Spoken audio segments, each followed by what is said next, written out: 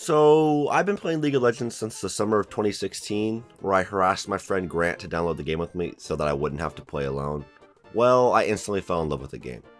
I also fell in love with the professional scene, where I eagerly watched my first World Championship series of SKT vs Samsung Galaxy in an epic 5-game series, during which I had the desire to become a professional League of Legends player, which ended poorly.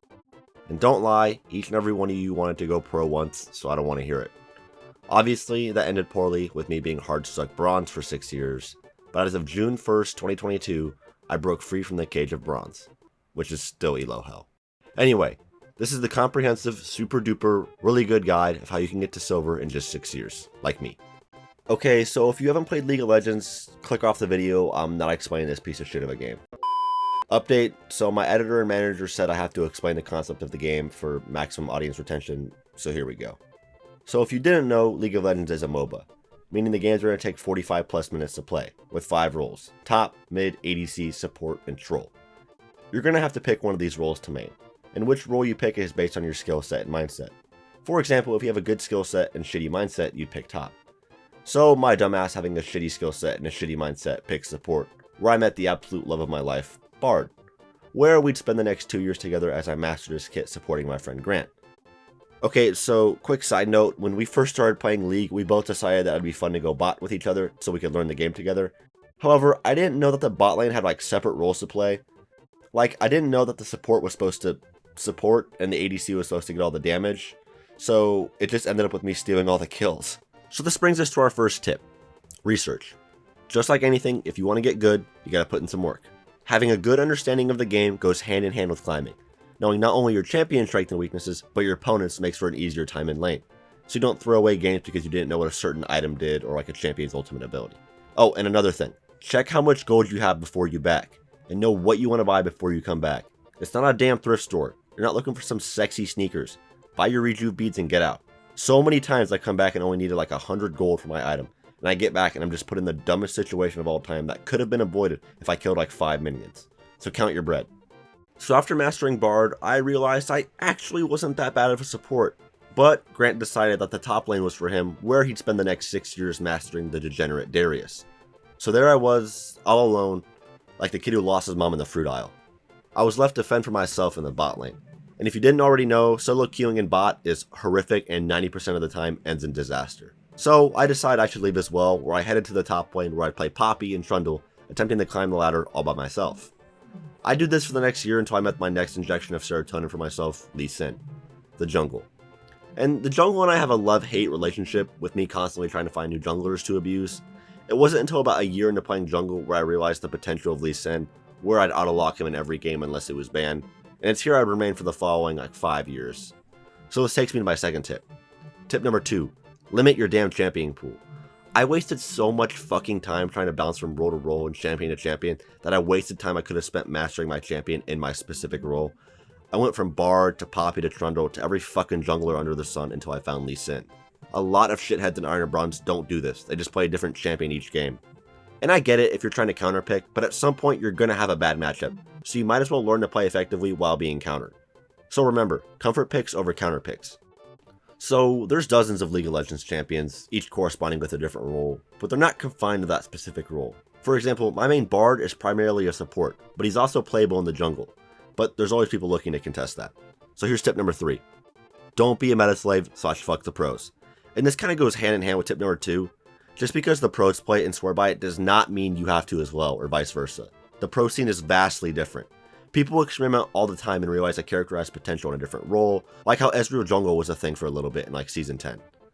So I kept playing jungle until I realized that I just couldn't keep up with the constant changes of the volatile jungle and came to the conclusion that I needed a role with a little bit more stability. So I initially headed back to my original role of support, picking up Bard right where I left off, playing his fun-loving self, duo queuing with my friend Caleb, where he'd come to realize that after a month of grinding that ADC was not for him. Where again I was left in the bot lane to fend for myself.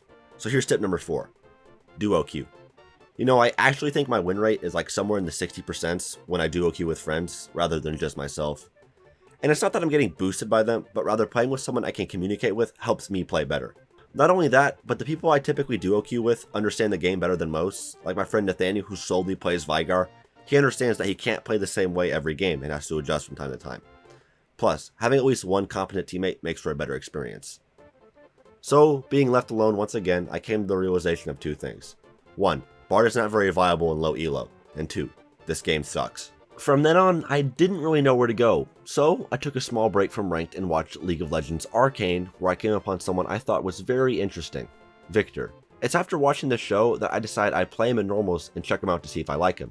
And this was unusual for me as I hate the mid lane since there's always shit going on there. Nonetheless, I fell in love with the Machine Herald, where I'd one trick him all the way to silver with the help of my friend Jordan. Inferior constructs. Tip number 5. Play the game.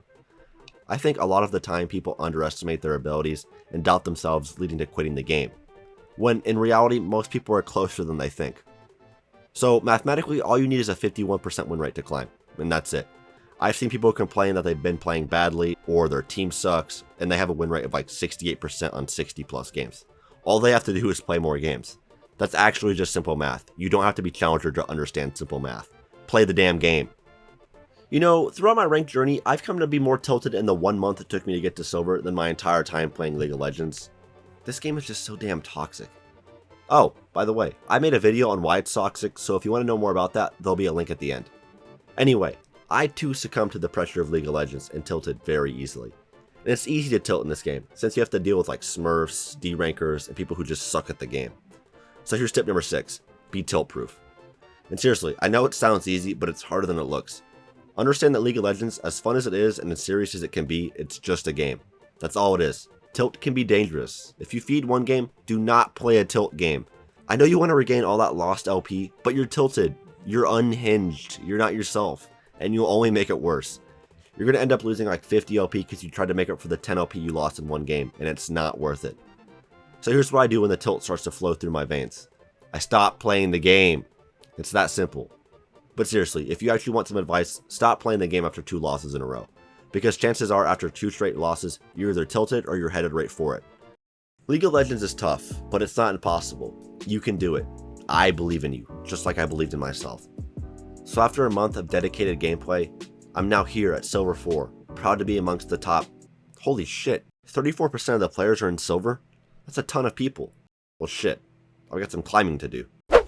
Hey guys, thanks for watching, I really appreciate it. If you like this kind of content, just let me know in the comments and I'll be sure to drop some more of it. Also, I do stream on Wednesdays, so be sure to check out my Twitch. I'll drop my name in the description. As always, hope you have a good one and happy grinding. Later.